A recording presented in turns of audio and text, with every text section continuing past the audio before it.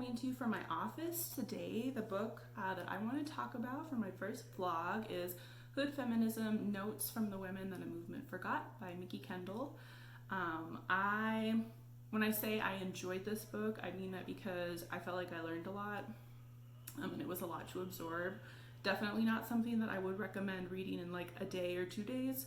There's a lot of quality information in here, and if you're really looking to expand your perspective, I recommend taking your time with it. Like, it's a book that I kind of wish that I had been journaling while I was reading it, so that I could, write stuff down more and be like, oh my gosh, I hadn't thought of that, or this was my perspective, this is this person's perspective, and both are valid because they're our own, right? My perspective does not negate someone else's does not negate mine.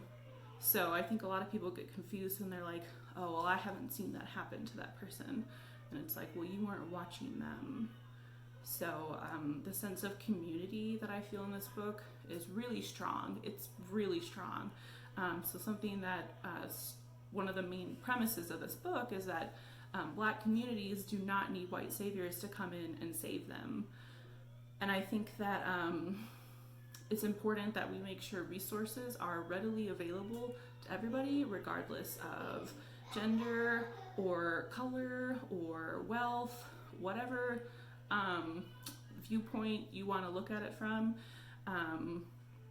It's very important that we don't just try to save people by changing them to be something that they're not. Like, we should allow communities to be unique and vibrant and be their own, without making people feel like they have to pay more in order to deserve more. I don't think that that's right. So I am currently in a graduate program for recreation management, and things that I'm particularly interested are more research and the effects of nature on urban spaces. This book made me pause and think, okay, when I'm in a city, regardless of the demographic of any of the communities within the city that I want to work in, I don't want anybody to think I'm coming in there trying to change everything or I'm trying to save them, because I don't think that, any one race will benefit the most from having from having nature spaces in their community. I think they're really important for everybody, to have access to a park, a safe sidewalk, even just some trees or some flowers or a local community garden within a city space. I think those things are really important. And where I live, I'm very fortunate that, there's a river that runs through the city. We're surrounded by trees, and people don't think of Texas like that. They think of it as very dry, but we're very close to the hill country. So we have a lot of this natural space available. And I think it's important that we bring that space into our communities.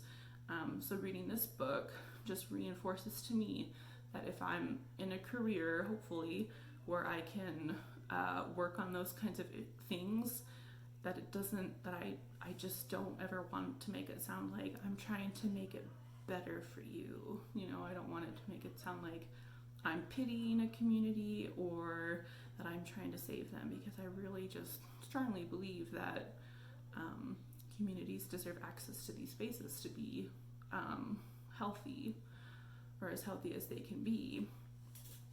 The problem then would be the gentrification. Like, having those natural spaces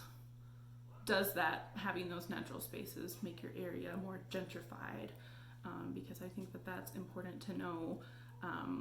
You don't want to drive out the community that's already there. Like, how can we sustain these communities?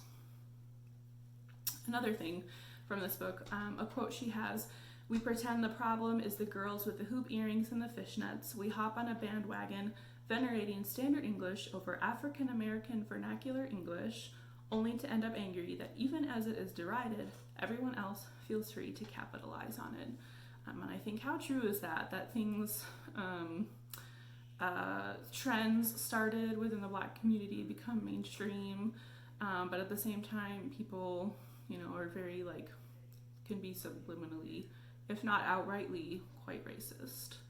And I think we see that, when people use Native American dress for mascots or costumes. So these are a lot of these issues.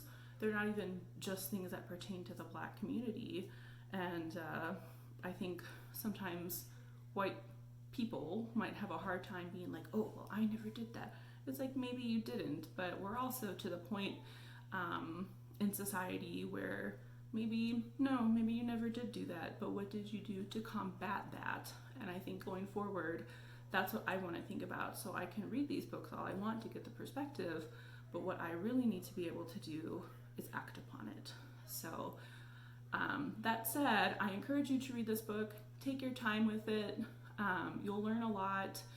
There's, things echoed in her book that I read in Thick, that I read in Michelle Obama's memoir.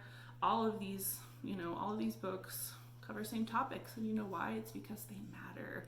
It's because they're very important. So with that, I encourage you to check it out. Let me know if you've read it. If I said anything that was not, didn't sound like correct, or maybe could have worded it better, let me know. This is my first vlog. I don't want this to be considered a touchy subject, because I think it's just a subject that needs to be talked about. So if I said anything that didn't sound okay, please send me a personal message so that I can take all of that into consideration, because this is what it's about. We're about growth, we're about building, we're about becoming better together for the rest of now on, okay? We learn from the past, we learn from our mistakes, we own up to them, and we move forward. So let's get to it.